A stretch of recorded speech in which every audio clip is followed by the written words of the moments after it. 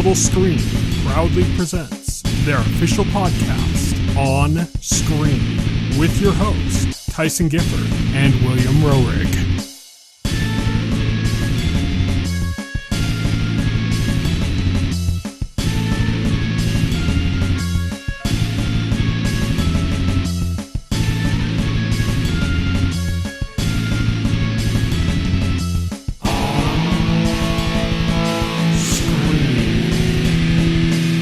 Hello, everybody, and welcome to the On-Screen podcast, the official podcast of the Total Screen. My name is Tyson. My name is Will. And today, again, we're going to be talking about Agatha All Along. But this time, we are not going to be talking about the Penguin, because we're going to be talking about the last two episodes of Agatha All Along. And next week, we're going to be talking about the last two episodes of the Penguin, just the way we decided to divide things up so that we could give each show its own due and its own episode. But in addition to that, we've got some news stories to go over. We got an On the Horizon section, and that's where we're going to start things off with our On the Horizon segment.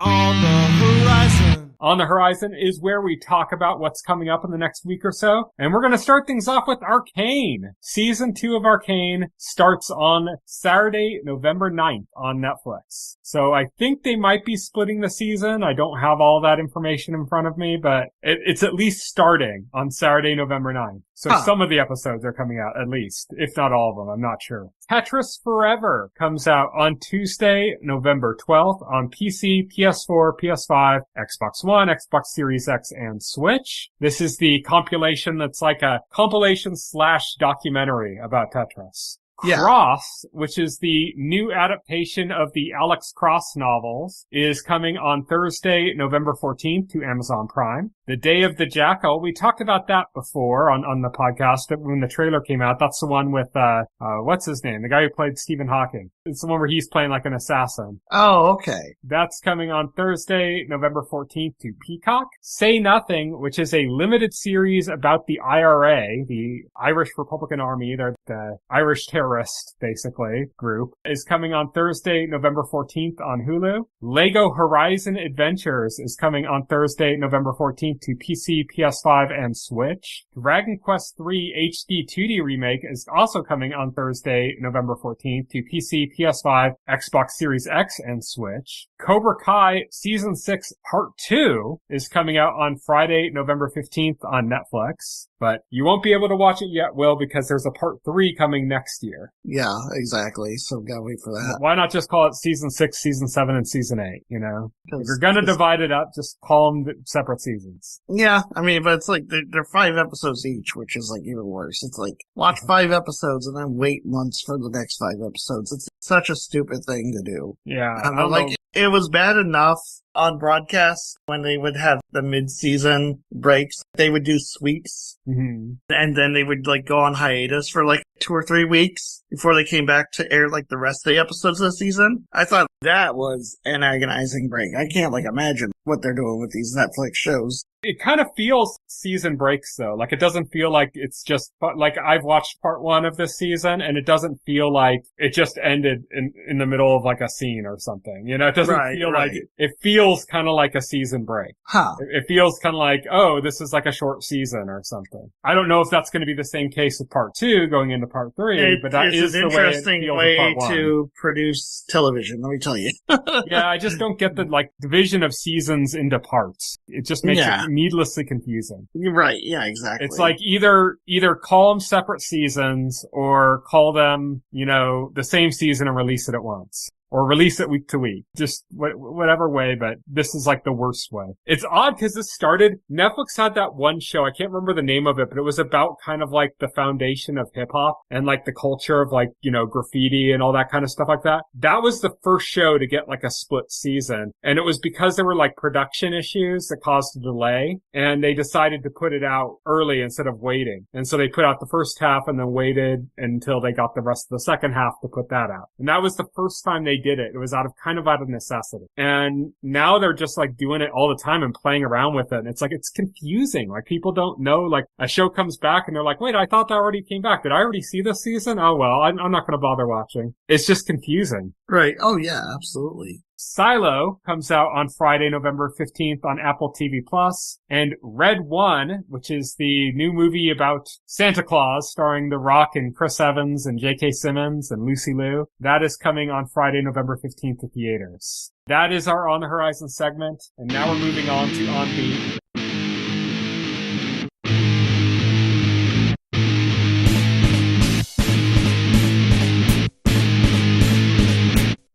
On Beat.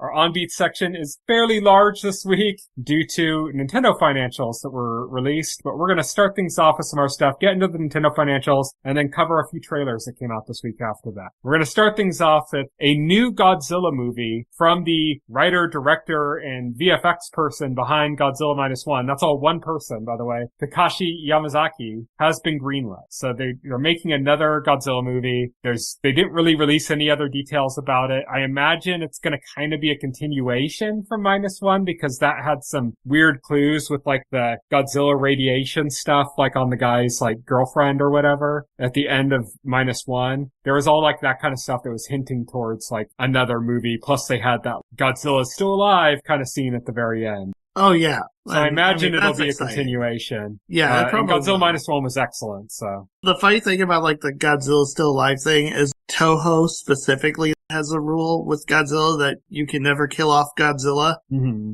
So, yeah, they can damage, they can incapacitate him, but according to Toho, you are not allowed to kill Godzilla. Yeah. Our next news story, Robert Zemeckis has been doing some interviews for his new movie Here, and in one of those interviews, he said that Universal has reached out to him multiple times to do a Back to the Future 4, and he has no interest in doing that. He has actually pitched back to Universal doing a film adaptation of the Back to the Future musical instead. Yeah. And Universal was not interested in doing that.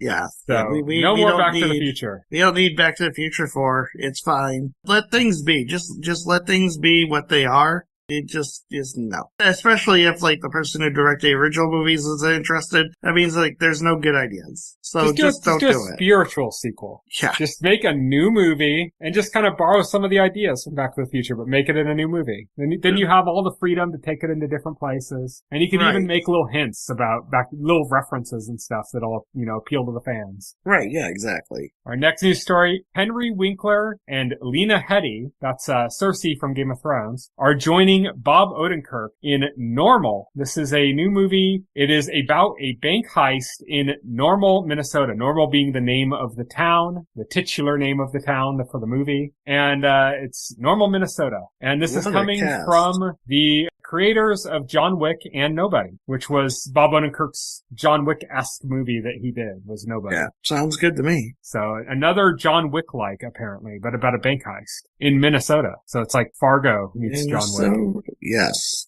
That brings us to Nintendo's financials. So there's a lot of stuff to go through here. I'm not sure how much we're actually going to touch on. We're just going to cover what's interesting to us, I think. I have it all in our show notes, though, but we're going to go over this. This is all about their Q2 quarter ending September 30th. Now, so any of the data we're talking about doesn't take into account anything after September 30th. So the first big thing that you got to get out of the way, total Switch hardware now sits at 146.04 million units. That's an additional 6.84 million from where it was at the last quarterly investors meeting. So closing in on that 150 number, which is around where the DS and PS2 155 million. That's actually 155 for the DS or the both. PS2? Or both? PS2 is like, PS2 is like more than 155 now. Oh yeah, because they found another 5 million units like, a decade later. Yeah. So like actually. So like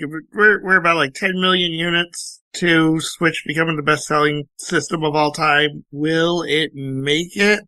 Not before the Switch 2 comes out. Well, no, obviously not, but it depends on how Nintendo is going to support it afterwards. I've said this before on this podcast, but I think the smart play for Nintendo would be to drop the price of the Switch 1 a lot before the Switch 2 comes out, and then kind of like remarket it towards like more casual gamers and stuff. So casual gamers can kind of get in more on the Switch while the hardcore gamers start getting into the Switch too. And since it's going to be kind of a seamless transition between the two systems, then those gamers can eventually start getting into the Switch too as well. I think that's kind of the ideal way to handle the transition, and that would allow them to continue to sell the Switch well into the Switch successor's lifestyle, or lifetime. It's kind of what everybody else does. It's what Sony's been doing for generations. So that's the hardware units. Software unit-wise, the total Switch software sales now sit at 1.3061 billion units of software. So that's a pretty hefty attach rate. That's hefty. That's the real story. That's almost a 10-to-1 attach rate. That's pretty good. Like, I think the Wii had something like a 2-to-1 attach rate just because a lot of people only bought it for Wii Sports. A lot of systems have like around like a 4 or 5 attach rate. This is like almost 10-to-1. That's pretty good. Nintendo had some bad news though, which is that they're cutting the forecast for the Switch this fiscal year from their past was they said it was going to sell 13.5 million units in this fiscal year ending in March. They've revised that total to 12.5 million. They've cut 1 million units off of their expected total Switch sales.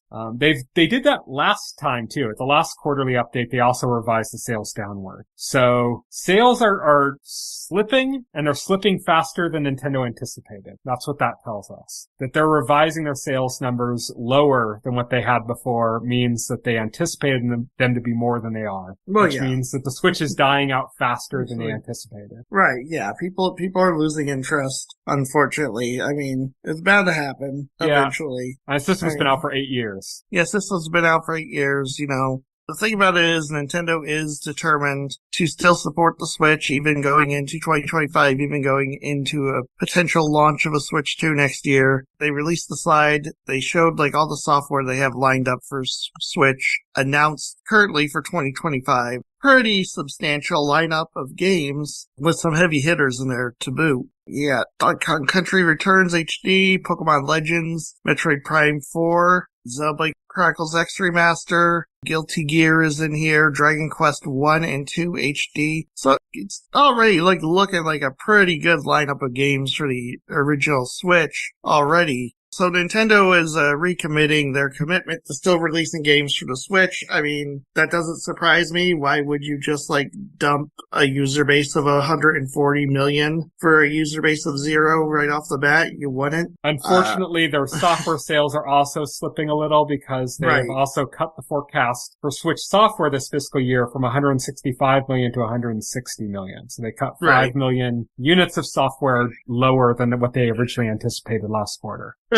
So, I mean, this is natural. This happens at the end of the life. But what the data shows from this is that it's happening faster than Nintendo anticipated. Yeah, or Nintendo just over forecast. That happens too. This is a natural decay. It just says they gotta get a new console out sooner than later. Yeah. Is what it says, you know, to reignite momentum. I wonder if there's anything about that coming up in this. Yeah.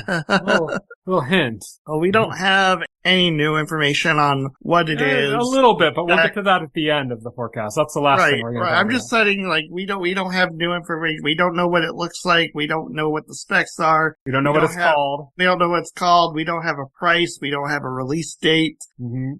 Furukawa recommitted that we will get some form of announcement reveal by the end of March. He said nothing within this fiscal quarter, so nothing has, he said nothing has changed. A lot of people were thinking that had changed, and he basically confirmed it had not changed. No. People get confused easily because, like, Nintendo never said this year, they said this fiscal quarter, which ends in March. Yeah.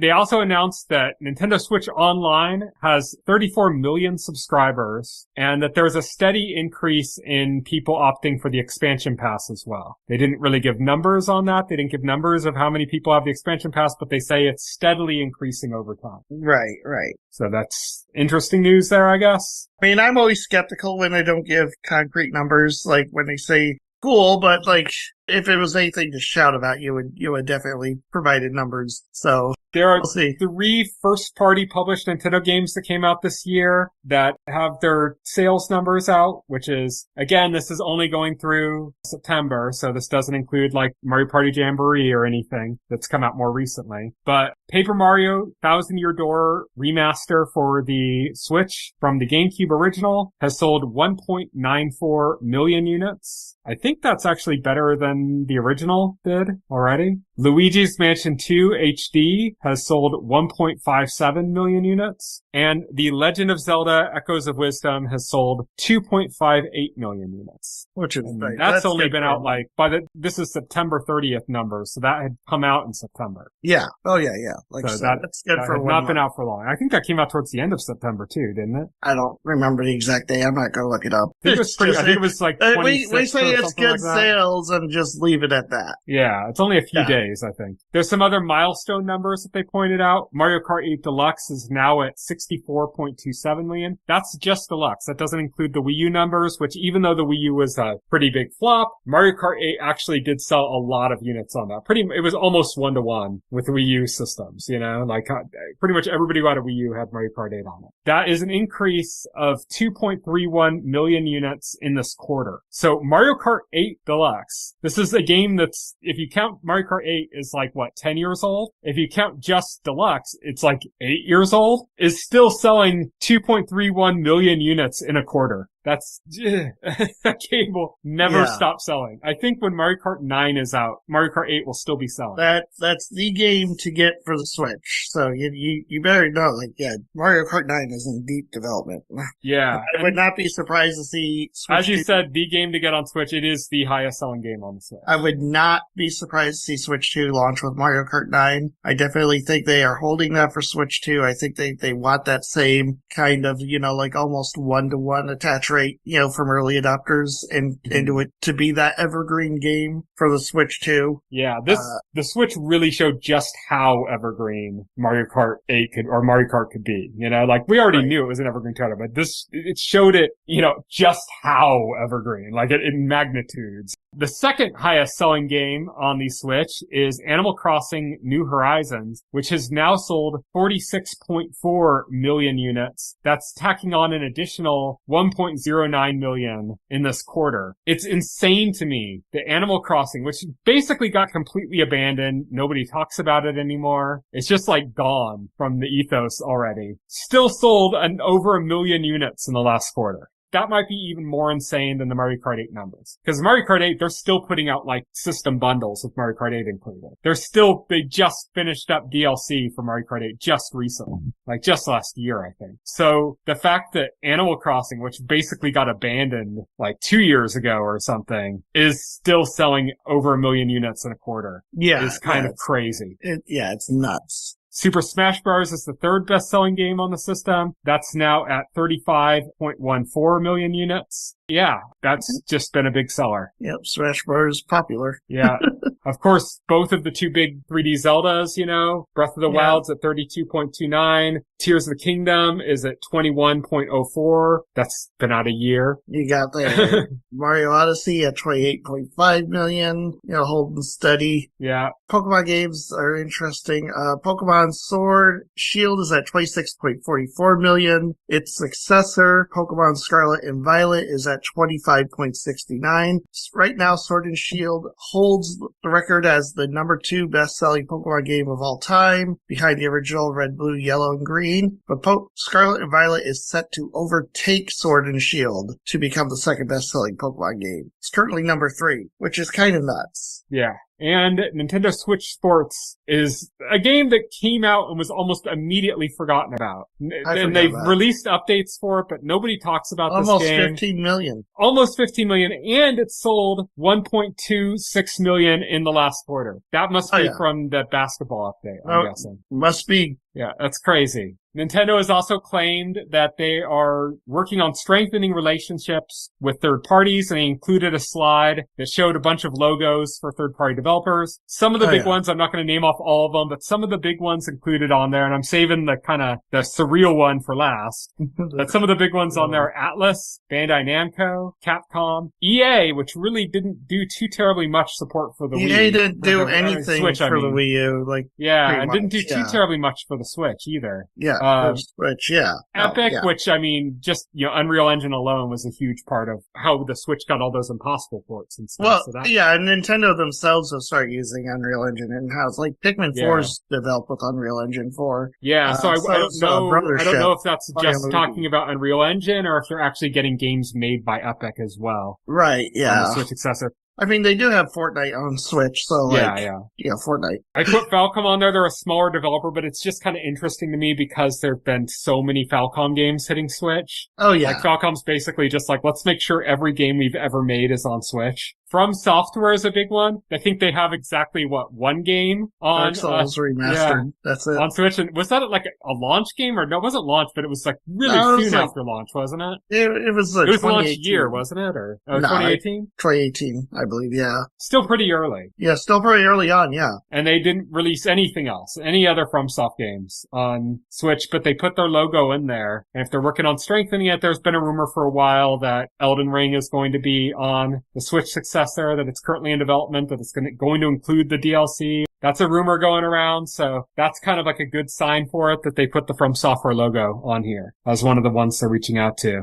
Konami, yeah. They kind of just they put their name on games that other people make for them now. Well, I mean, Konami's been doing, recently they've been doing the collections, they just shadow dropped the Castlevania Dominus collection for Switch at a Nintendo Direct. Yeah. So, Nintendo is working with Konami, obviously. Yeah, Level 5, obviously. Level 5 still has, some Switch games are yet to come out that they announced. Warner Brothers, most notably because of the success of Hogwarts Legacy. Yes. That's kind of the real thing to look at when Warner Brothers logo shows up. Basically, then you got Ubisoft, Ubisoft has traditionally been one of Nintendo's best supporters as far as a third party goes. Like them or not, they put out lots of stuff on Nintendo systems, even failed Nintendo systems. They put out a lot of stuff on the Wii U. Take-Two hasn't done a lot on Switch, but they released the Grand Theft Auto Trilogy remasters. THQ Nordic's been ramping up recently, so that's good to see their logo on there. Square Enix was a huge partner for Nintendo with the Switch. Specifically with the Switch, yeah. Yeah, they've released a lot of stuff on the Switch already, so I'm not surprised. Square Enix has also recently said that they're changing their strategy and pushing away from,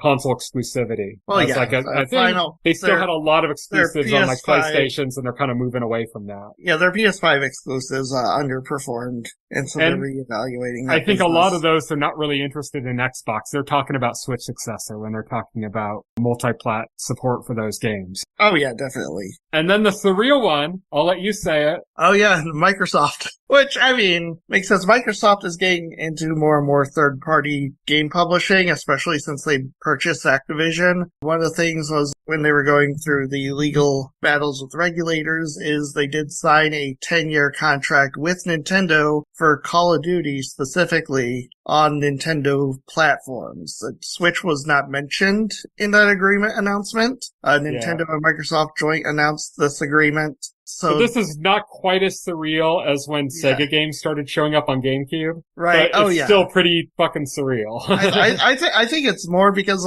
Microsoft still has an active platform they're supporting. When Sega games came on GameCube, the Dreamcast was dead. Yeah, but I think it was more surreal just because you never thought you'd see Sonic on a Nintendo. Yeah, absolutely not. Yeah, that was kind of crazy. Yeah. Yeah, but Microsoft's interesting. I was looking for Activision Blizzard because I thought they might list them separately. I'm not sure how they're going to brand that, but I think that's all encompassed with Microsoft. Yeah, like I said, they got a 10-year deal for Call of Duty, so Activision is definitely there. Put anything on Switch, did they? Tony Hawk's Pro Skater 1, 2 HD, I believe. That's pretty much it. What? And the Crash Insane Trilogy and the Spyro Trilogy. Okay, so they put some stuff on Switch, but they didn't put their heavy hitters. No, not Call of Duty, not any Warcraft or Overwatch. Blizzard had Overwatch on Switch. Yeah. Not any of the craft games. No, no Warcraft. No. Oh, Diablo 3. Diablo 3 is also like another one came out on Switch. That's true. I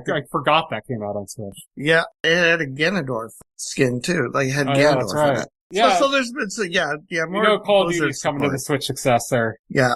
And then the last piece of news to come from this whole thing, and it came afterwards too, because there was a weird thing where they released basically saying, yeah, nothing's changed, we're still going to reveal the Switch 2 later, no biggie, whatever. They dropped their forecast, they cut the number of systems they were supposed to sell. The stock took a little bit of a hit because of all that. And then like the next day, they released like all the actual like files from their meeting or whatever. And amongst those files were slides and stuff talking about some aspect of the Switch successor, specifically backwards compatibility. Yeah. And that they officially confirmed that Switch successor will be backwards compatible for Switch games, plus Switch Online. And Switch Online was going to carry over seamlessly too. And I think the reason for dropping this information now is that we are headed into the holiday shopping season. You know, they're about to launch, Mario and Luigi Brothership for Switch. I think they want to set the expectation. They want to make people comfortable with. This is basically saying, go ahead, continue buying Switch games. You'll still be able to play your games when you get a new system. Mm-hmm. You don't have to hold out. You don't have to stop buying games just because we're releasing a new console soon. Go ahead, be comfortable in buying Mario and Luigi this month.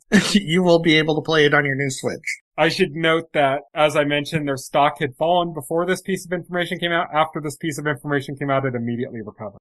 That's all it needed. That's all it needed, just that reassurance. Yep. That is the Nintendo financials. And now we're going to move on to some trailers. We've got 3 big trailers that came out that we're going to talk about. Well, 2 big ones. One that we're just going to talk about as well. We're going to start off with Squid Game. We've got a few teases. We got that cool tease where it was showing that one guy that sets up the games and like recruits people. And it kind of showed like his morning routine and it was just kind of like a weird, that was like a teaser trailer. Yeah, that was just like a teaser. We got like a concept teaser that was just kind of like playing on the idea of Squid Games. It's not even actually going to be anything even in the show at all. Like let's talk about video from that. And now we got an actual trailer. Yeah, let's talk about that. I mean, it shows more of like the actual plot. We're seeing the same games, at least the first game. I mean, I knew like Red Light, Green Light was going to be there because that's become like iconic to the franchise, right? That's kind of like everything references like that game specifically. We're talking about, so like knew that had to be there, but I know like there's going to be twists along the way. Like they're not going to repeat like every single game. And I think, like, part of that, the magic trick of that, the sleight of hand, is, like, starting off with something familiar so that the viewers go, like, oh, I know this. Mm-hmm. And then you, like, throw a curveball in there. What I think's interesting is that the first Squid Game, besides the survival game and everything like that, Squid Game, like a lot of Korean media in general, is a lot about, like, class and, like, class warfare, basically. And, this was very much a critique on capitalism and classism specifically about the way the rich prey on the poor and stuff. Yeah, it was like, it was very much like very on the nose about like the rich, like just preying on and abusing the poor for their own entertainment. Yeah, it was very on the nose. Parasite? I have not yet. You need to see Parasite. It's another Korean thing that's about class. I think you'd really like it. But anyways, the thing about this trailer that I found really intriguing was that they were kind of covering another angle of that. And it's the idea of like, okay, so now you have somebody that's been through this game that stands up in front of everybody and says, hey, we need to stop. You guys need to leave or you're all going to die. I've played these games before. That's like the bombshell line in the trailer. Right, yeah. And then that kind of then everyone's like, draws like a negative reaction. Everyone's like, so what? Look at all that money. Yeah, everybody's like, look at it. Well, yeah, they're looking at all that money. And you see like people like actively like berating him too, like, like, oh, well, you already did this. Why'd you come back? Mm-hmm. Right? Stupid, like everybody's just like completely disregarding him. Yeah. That's the interesting twist is that it's the first one's about how the rich abuse the poor, and the second season's like about how kind of like the poor kind of accept that role. And like how even when you expose it to them, they don't believe you or they don't care. Right. Yeah. So I thought that was kind of like an interesting twist on it, because I was wondering how they were going to handle season 2, because there's such a social commentary angle to the series. And I'm like, well, you can't just like repeat the exact same social commentary for a second season. You have to kind of like find a new twist on it. Right. And it seems like this is at least part of that twist. I'm sure there's probably more that we don't know about. But yeah, interesting trailer. What did you think overall from the trailer? I think it looks good. Next up, we got a trailer for Skeleton Crew. This is the new Star Wars series. This is the one done by, his name escapes me right now, the director of the Spider-Man movies, the recent Spider-Man movies. His name escapes me, but this is his kind of idea of doing a Star Wars series, but kind of like in the vein of like Goonies and like those kind of like Amblin child adventure movies from the 80s that we had so many of. Goonies, Monster Squad, Flight of the Navigator, all those kind of movies like that. This is kind of like, well, what if we do a series like that, but we make it in the Star Wars universe? So the last trailer we watched for this, I think we were both kind of disappointed. I know I definitely was. And a big part of what I didn't like was how they just made like suburbs in space and they just didn't look any different. And it just kind of was like a weird cognitive disconnect for me to like think it like this is in the Star Wars universe, but it just looks like a suburb. Like I just couldn't make that connection in my head. Like it just felt off. And that's still in play here in this new trailer, but there's enough of that kind of 80s Amblin adventure movie stuff that comes through in this trailer that didn't come through as much in the last trailer. Like the last trailer had it, but there's more of it here. Like it's more coming out that I kind of almost don't mind. My biggest objection watching this trailer is I almost wish Star Wars had nothing to do with it. And it was just some other random thing that happened in space that had all this stuff in it. I think if anything, the Star Wars stuff like takes away from it. Like the Star Wars franchise. Mm-hmm. Yeah, I get that. But it looks good to me now. Like now the series actually looks like it's going to be a fun watch from this trailer. It's just like the Star Wars thing is the weird cognitive disconnect that I'm having. Right. What did you think of this trailer? I thought it looks fun. I'll check it out. Mm-hmm. We'll possibly talk about that later. Maybe we'll cover it. If we both stick to it, we might cover it once it's done. We'll see. Yeah. And then lastly, we got a trailer for a new horror film called Heart Eyes. It's about couples getting taken out. Yeah, it's a real Valentine's Day slasher. Yeah, date together, die together. It's already got some gnarly kills in the trailer, so it's gonna be good. Yeah, there's a really good notable one where they kill the guy and then they, like, the girl's on top of him and they slam her head down onto the object that killed him, through him, leaving just a big hole through her. Great shot. Oh yeah, great shot. Oh yeah, for sure. I like the iconography of this trailer too. I like all the kind of like hearts on the masks and stuff, and just I think they did a good job of kind of like creating a look, like an aesthetic for this film. Oh yeah, definitely. But yeah, horror is just booming, man. Used to be the spooky season, we'd get some horror movies, and now it's like all year round. We get horror Christmas movies, we get horror Valentine's Day movies, we get horror Easter movies. It's just every season is horror season now. Oh yeah, oh for sure. But that's it for our On Beat section, and now we're moving on to our final segment, full spoilers.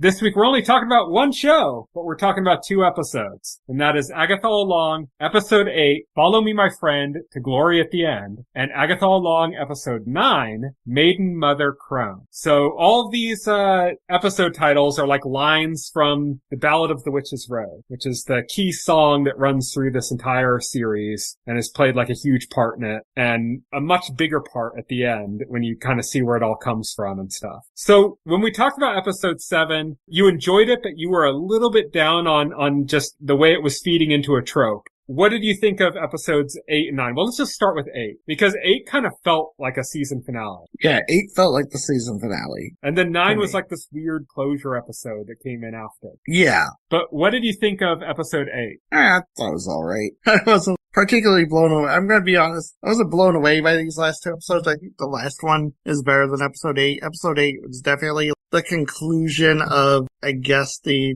road storyline. Yeah. Which they end up in this room that looks like a morgue, and I guess, like, they gotta figure out how to, like, grow something in time, or is what I got out of it. Yeah. They were in, like, a grow room, and they had to grow something, but, like, basically... There was no soil or anything, But what's interesting is that there are 3 of them left, Jen, Agatha, and Teen, Billy, and only one of them ended up having to actually do the trial. Yeah.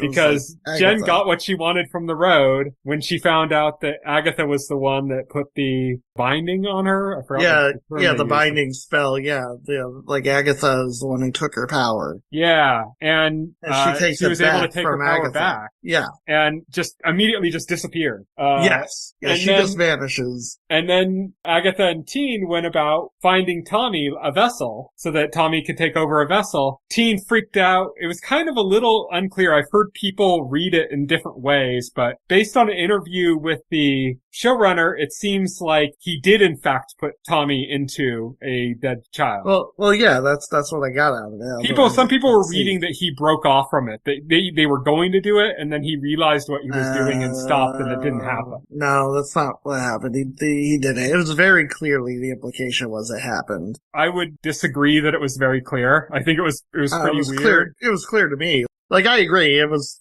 pretty weird. I think that's an issue that this show has sometimes. Is like sometimes it can be like way too vague in like its intentions. Yeah, that was like the episode where it ended with Billy revealing himself, at the end of the episode. That was another one where it's like, okay, like, why is Rio suddenly disappeared? Like, why is Teen attacking these other 2 witches that he had no problem with? What's going on? Yeah. Like, it's just kind of like weird. Oh, yeah, and they also never explained why he attacked them. Yeah. They never explained that. It's almost like he lost control of his power or something.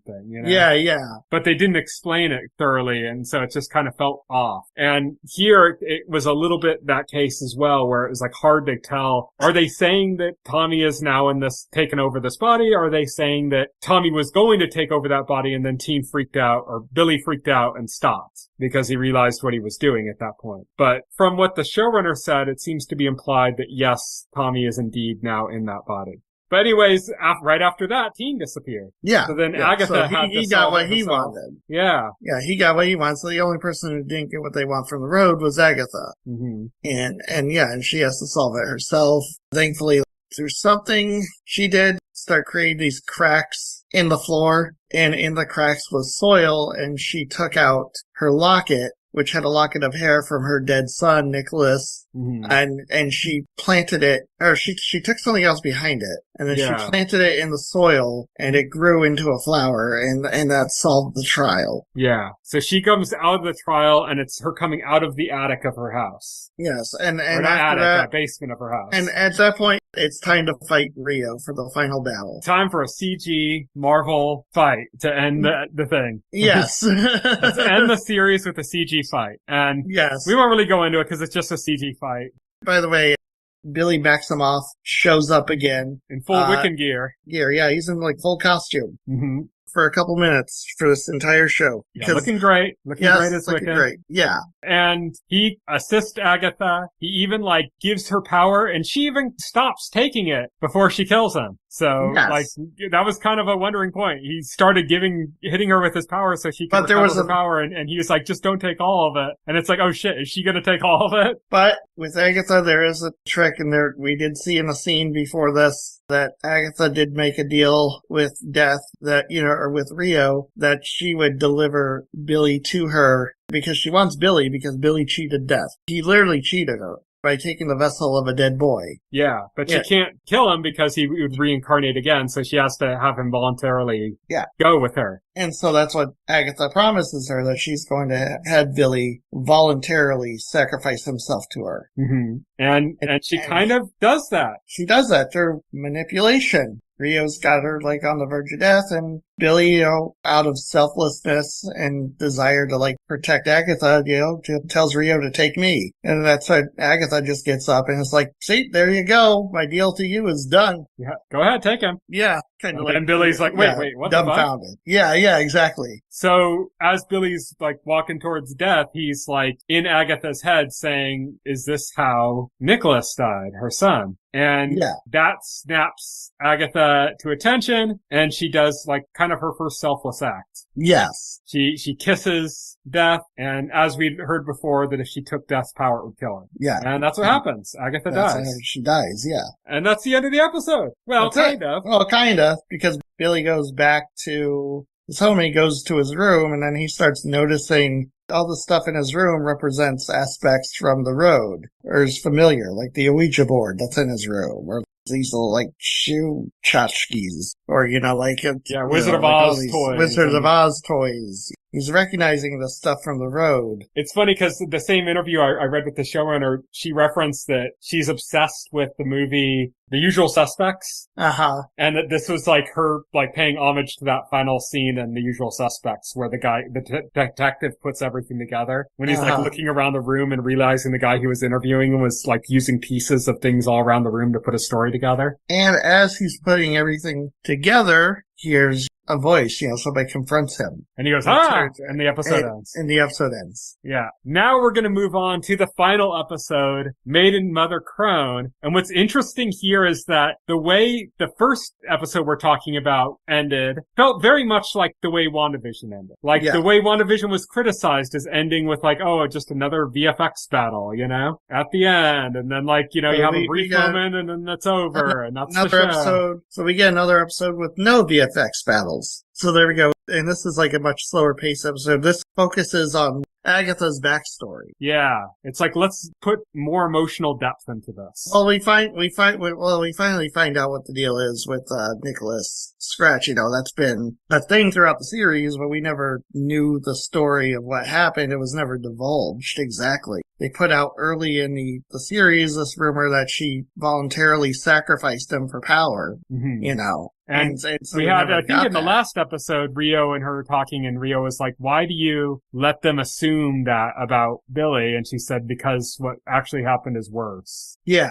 And so it's like, oh, okay. So like even before this episode, we knew something was different about that story than what we'd been led on to believe. And then in this episode, we get that story. So yeah, we see her give birth to Nicholas. Yeah, in the 1700s. Immediately, in the process of giving birth, is visited by Rio, who says that she's going to take the son and all she can give her is time. Yeah, and that's all she says. She doesn't give a time frame or timeline. So Agatha is kind of like a constant mode of anxiety, just wondering when Rio's going to come back and claim her son. Mm-hmm. And we get to see her son kind of grow up and, become a young boy. In the process of this, Agatha, I guess, maybe starts her career as a witch killer, she a killed serial her killer before witch. all this. Okay. So this is after she killed her coven. Yeah, but she's going around, using Nicholas primarily to lure witches to kill them. This is another thing that's not quite 100% clear why she's doing this. If she's just doing it for herself, if she's just doing it for power, or if she's leaving bodies for death to buy more time. Right, Not really clear. Oh, yeah, that's an interesting theory. I like that. But yeah, it would be nice if it clarified that, if she was doing that to keep death satisfied. But yeah, that's her modus operandi. She goes around, she tricks witches into helping her out, and then she kills them. We go through this whole story, Nicholas is wondering why she does this. She never gives him a straight answer about it. She says it's for survival. Whose survival? Like you said, if your theory pans out, she's doing it to try and buy more time for Nicholas. I think that's it because it fits in what we're just about to talk about, which is the point where Nicholas rejects it. Yes. There's a point where Nicholas rejects it, and you could see Agatha's kind of shocked or surprised. Yeah, they're doing her scam. Nicholas is very sick at this point, genuinely. Billy. He's pale. And so she's using that fact that she has a sick child to garner sympathy. She's having him perform the song, The Witch's Road. The Witch's Road. Yeah. But I think at that point they came up with. It's interesting that it starts with different lyrics. Like it's before it's down the winding road. Yeah, the winding road. Yeah. It's nothing about witches. Yeah. I think like Agatha comes up with that later when she's using it to lure witches to her. Mm-hmm. You know, I think that's when that lyric changes. You know, when it's just like their private song that they came up with, it's the winding road. When she starts using it as a tool, that's when the lyrics change. So the way I'm saying it kind of fits in is that Nicholas rejects being Agatha's accomplice. Yes. At a certain point, and soon after is when death comes for him. Yep. Yeah. Like as soon as he rejects luring those witches, he tells Agatha that, you know, like, oh, we can kill witches tomorrow. It's fine. Not tonight. And they go to sleep, and it's that night that Rio comes for him and takes him. Mm-hmm. You know, which is like very devastating to Agatha. And then like shortly after, as she's mourning, she's confronted by this witch who's heard the song. And she wants Agatha's help finding the road. Again, it's crazy that Agatha's heartbreak over this happening is one of like maybe the top 5 most devastating MCU moments. Yeah. It's up there. It's up there with several of Wanda's moments from WandaVision. But anyway, like right she, up there. Yeah. But anyway, yeah, she's still grieving when, you know, she's confronted by this witch, like looking for the road, looking for help to find the road. And she thinks like, oh, Agatha knows where it is because she's seen her son performing the song. And then that's when Agatha gets the idea, like, because this was just like a dumb song that they were using, you know, but this is when the idea pops into Agatha's head to like manufacture this myth about a witch's road to lure like gullible witches who are looking for this. She starts using that myth to gather covens of witches so that she could drain their power and kill them. Use a montage, baby. Yep, and she does this all throughout history up until the present day, and it's revealed that the first episode when she was insulting everybody. She was like, when Billy confronts her about the road, she gets that idea again. She's like, she knows in her head there's no road. And so when Billy confronts her about it, you know, she gets that idea, and she kind of uses Billy as her son in this too, because she parades him around going to these witches, you know, and she kind of uses him as a tool to get them to join her, you know. She's like, oh, you know, and he's kind of like an unwitting accomplice because his enthusiasm for the road is real and it convinces them, and she knows it's going to convince them. And yeah, that's her plan, to get them gathered in her basement and kill them. And then this big reveal time, because it doesn't work, right? Because a door to the road appears and they go on the road, right? And you see the shock on her face. Yeah, you see the shock on her face. Yeah. Because this is all bullshit. Yeah, there is no witch's road. She created this. Yeah, she was going to kill them and steal their power right there, just like she's always done. Mm-hmm. Yeah, so she's shocked when that door actually appears and they go onto a witch's road. And then this is the big reveal that, you know, they were getting at with the ending of the last episode. Because Billy is a Maximoff, he's the son of Wanda, he has reality-altering powers, and he unwittingly used those powers and his, like, fervent belief in this to actually create a witch's road. Mm-hmm. And so when Billy heard a voice, like, right when he was seeing everything, right when he was putting all of that together at the end of the last episode, we didn't see who was speaking to him. It was Agatha, but as a ghost. Yeah, it's the ghost of Agatha. Yeah, comic-accurate Agatha. Yeah.